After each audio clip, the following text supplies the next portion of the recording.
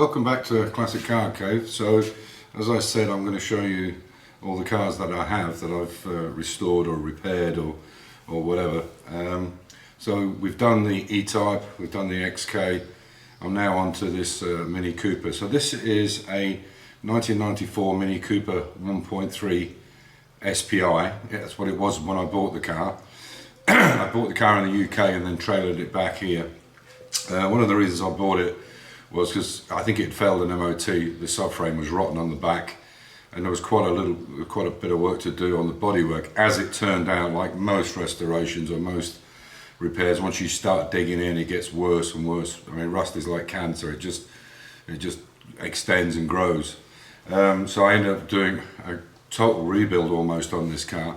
The whole floor, the front wings, the front landing panels, the inner wings, basically everything, door skins.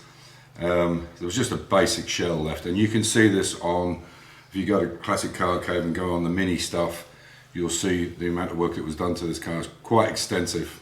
So what I'll do is I'll show you over the car. As I say, it's a 94, it was an SPI, it is now a carburetted, but it's been slightly bored out to 1310, and this is the only Mini I've ever owned since I was 17. The very first car I ever had was a Mini. I think it was a a Mini Minor, I think it was, or an Austin 7, I can't remember. But this is the only Mini I've ever owned that doesn't leak oil, which is unbelievable, because they're notoriously bad for leaking. British cars generally, older British cars anyway. But Max, a friend of mine, did this, who's a bit of a Mini guru. He has something in the region of 80 Minis, different styles. Station wagons, estates, pickups, you name it, but about 80, yeah, unbelievable. So he did the engine on it for me. Now I could have done the engine myself. I'm capable of doing the engine, I have the knowledge to do it, but with not speaking fluent German and then going to a machine shop and asking, getting involved with thousandths of an inch, I didn't want to screw it up, so it's better that I get somebody else to do that and let them do the engine work. And he's a very good engine builder. As I said, it's the only Mini I've ever owned that does not leak. They normally have a weep somewhere. It's the nature of the beast, if you like. Anyway, I'll take you around the car and you can see what you think. As I said, this is a 1310cc now. It's on an SU carburetor. Basically everything's been done to this car. You can see it was an SPI. That alone shows it was an SPI on the back there. But it's got the Fletcher radiator in it. It's all been done up, and there's not a mark. You can see there's nothing on the floor. Unbelievable. He's done a cracking job on it, and it runs extremely well. It's an excellent car. Lots of power in it, and yeah, it's a super little car. It's something I always wanted to do with a Mini. I wanted to do certain things, and I did it with this one because I thought it was going to be my last. So I'll take you around the car and show you inside. So the wheels on this are 12 by 6s. I did have 13 by 7s, but they're too big. They stick out a little bit too far for the turf. So, and we had to have these extension arches put on here for the MOT or for the turf in Austria. They're not even allowed to have a tiny little bit of stick out.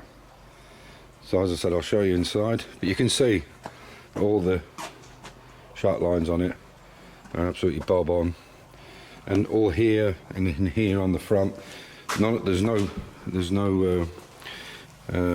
filler in this. This is all lead loaded on all the corners, and this is where they normally rot here, and certainly on this side here, this is where they rot. But this is all lead, and same here, and no filler at all lead loaded. So that'll last longer than the metal will on the car. So I'll take you inside. So inside you'll see that the seats are kind of bespoke. They're actually from a company called Newton Commercials in Suffolk. Really good. They do classic Mini stuff. They can even do stuff to take you back to the Mark 1 and the Mark 2. But these seats they make themselves, they're kind of quite bespoke. So not only do they move forward and recline, but they also have a bar across the back which lifts up, and you can tilt the whole chair down. You can see it's got the walnut dash inside. Motor lead steering wheel, and in the back here you'll see that there is a seat swab, but I've actually made this so you can use this rear back as a parcel shelf for luggage, and still use the boot for parts and tyre and so on and so forth, you know, jack, whatever. And I'll show you. This is the thing that makes this thing a little bit unique, is I actually, if you notice the back of the car, you'll notice there's no hinges on the bottom, which is a bit of a giveaway. And what I've done is I've side hinged this. It's from a Audi A4 boot, and made it work. It's a lot of messing around, but I got it. So basically when you open it, it opens up onto gas rams, and you can see there in the boot, I don't know if you can see, but you might also see there's another handle here, which is actually an aluminium cover, and this actually comes down. It's caught on the side there. Hang on. Sorry. You can see there's an aluminium cover in here, and the idea is if you take the seat swab out, you can put luggage. A full-size suitcase will go through there and put it into a cargo net, you know, camping gear, whatever. We're too old for that now, but I always thought, I don't know how these guys go to a big IMM for 4 or 5 days and they don't have a roof rack. Where do they put everything? So this is what I came up with. And with this, you don't damage the interior when you're trying to put stuff inside. So yeah, it's something that's a bit different. So, and it works very well.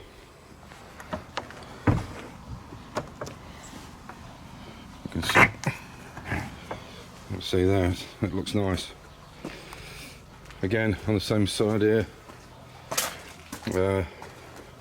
yeah, these seats are extremely comfortable. They're leather, and yeah, I just did everything the way I wanted to do it, and you know, to get it the way I wanted it. I put far too much money in it, to be honest, but you know, it's like everything. A friend of mine in Arizona was saying, Gary, what I didn't mention in the last 2 videos with the E-Type and the XK about restoration work is, you know, if you love the car, or it's got some nostalgic value, or, you know, it's something you've hankered after all your life, then money doesn't come into it, you know.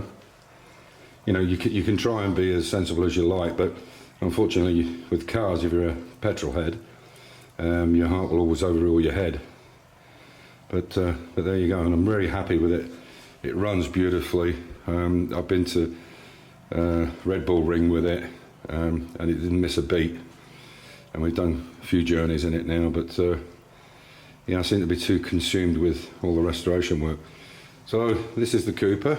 The next one will be on the track car, and then I've got 2 others which will be, so in total I've got 3 minis. I've got a 1970 Mark III mini shell and engine, which I'll be doing up on the channel.